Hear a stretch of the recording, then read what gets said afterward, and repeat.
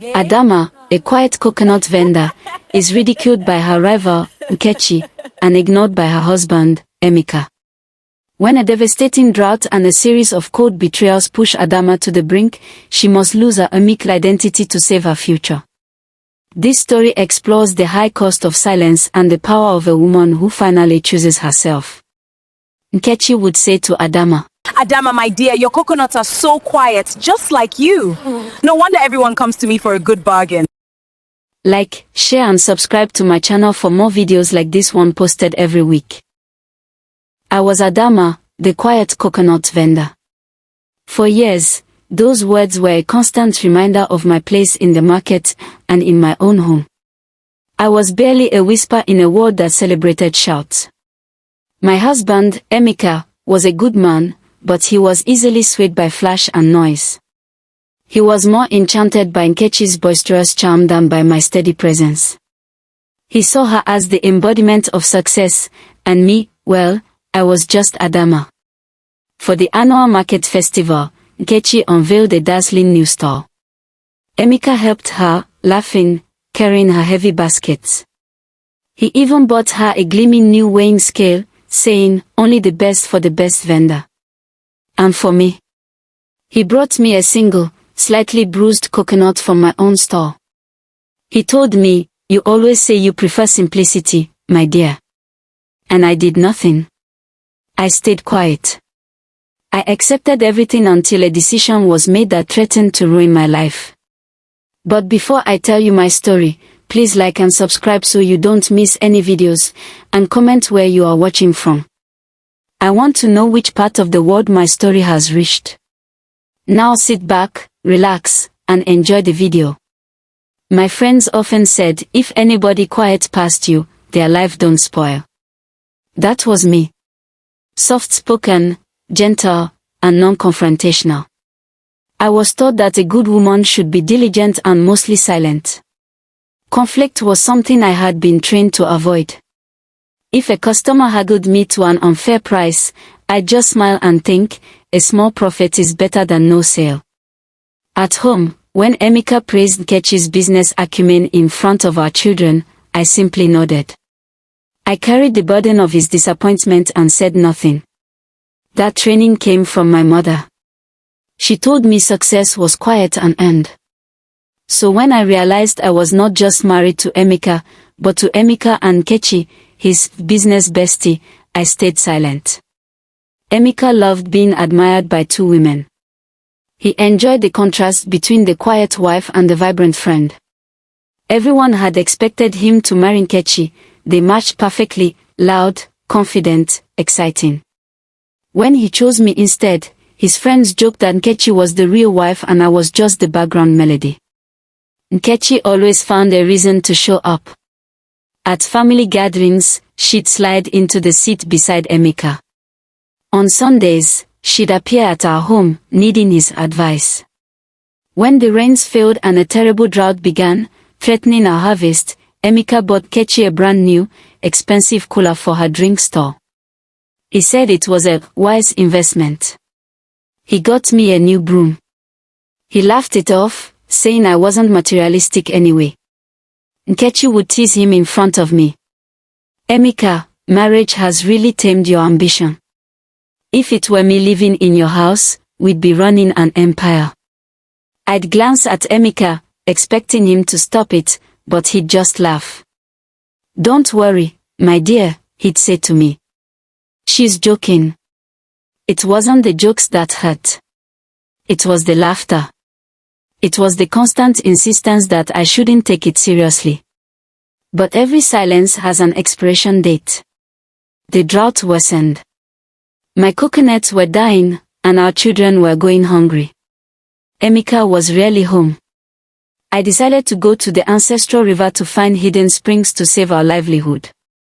Emeka sent a simple "be careful" text. I took it as enough. When I reached the riverbank, Emeka was already there with Nkechi. Her arm was hooked casually through his. He said they ran into each other. I felt the word "no" rise in my throat, but I swallowed it and nodded. "How cute," Nkechi said, looking at my digging tools. I hope you brought enough for us all. I prefer spring water to well water. She took the seat beside Emeka, locking eyes with me.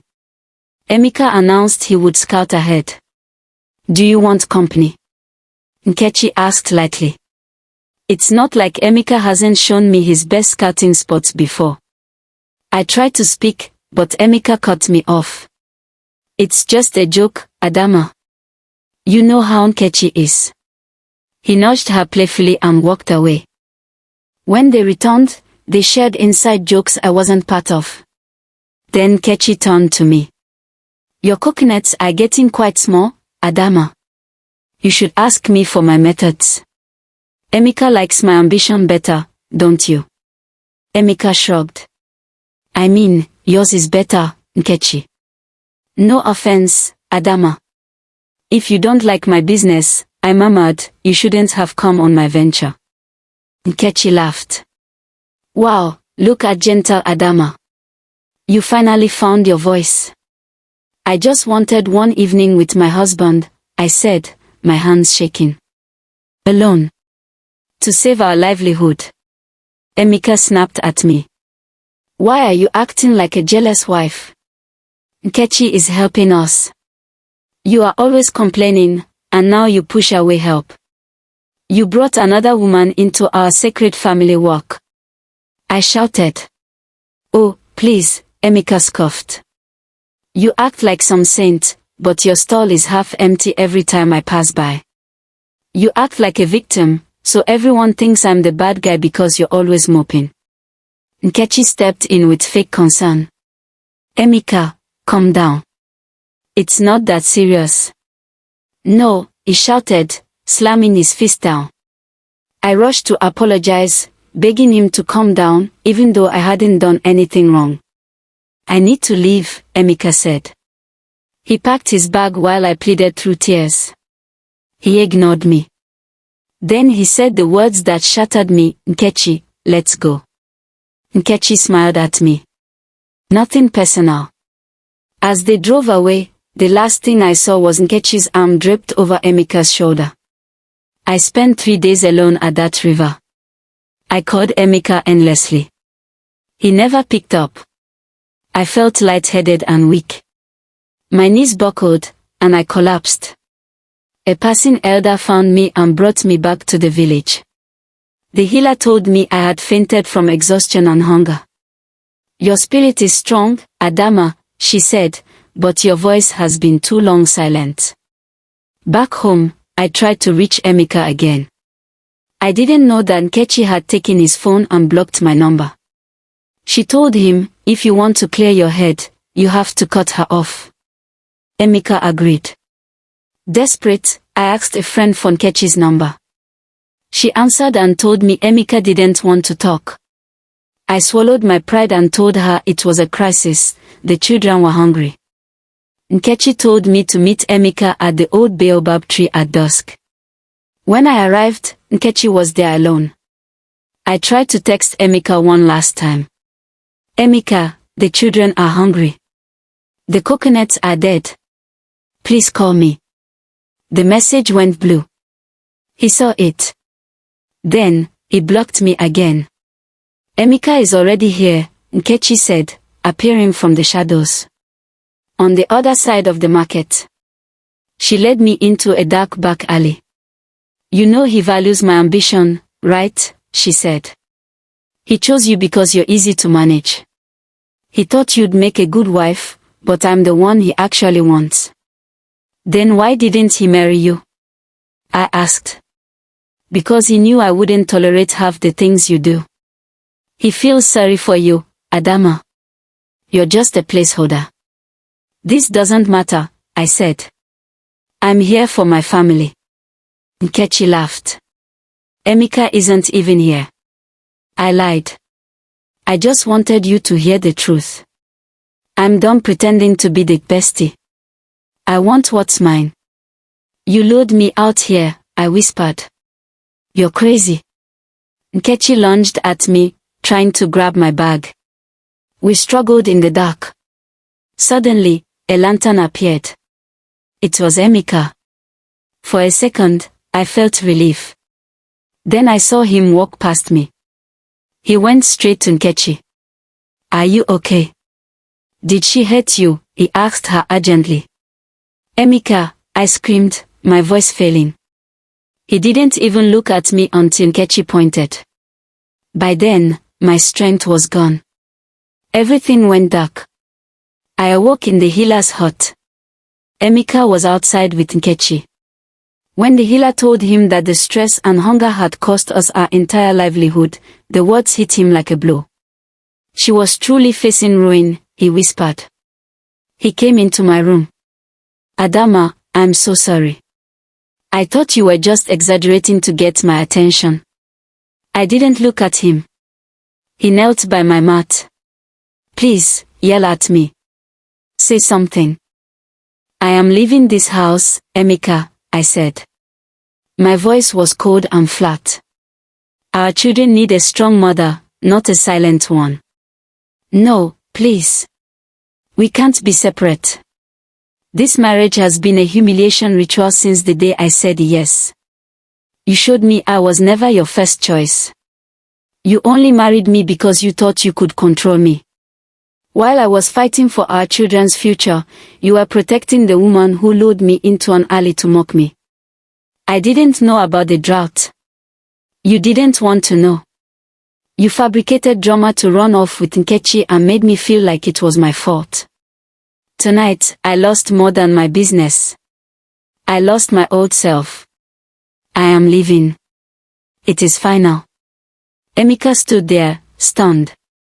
He saw the fire in my eyes and knew he couldn't push me anymore. He bowed his head and stepped away. I moved to my mother's village. I made a promise, never again would I stay quiet to keep the peace. I began to take my voice back. At work, when people tried to dump tasks on me, I said, "That's not my job. I'm not being paid for this." People were shocked. They said, "Adamma is growing wings." I just smiled. Emeka's life fell apart. Once the weight of his actions settled, he realized he had traded a diamond for a piece of glass. Nkechi stopped speaking to him once he was no longer a successful man to chase. His house stayed empty, filled only with the memory of the woman he had ignored. Years passed. I co-founded a cooperative for women who had faced hardship. One evening, at a market fair, I saw him. Our eyes met across the crowd. I felt nothing. No pain, no anger, no regret. Emeka looked at me and saw the woman he had lost forever. I looked at him like a chapter one had already closed. I turned and walked past him, and that finally destroyed him. Thank you so much for watching. What did you learn from this story? Let me know in the comments below, and don't forget to like and subscribe. We remain African Storytime Tales.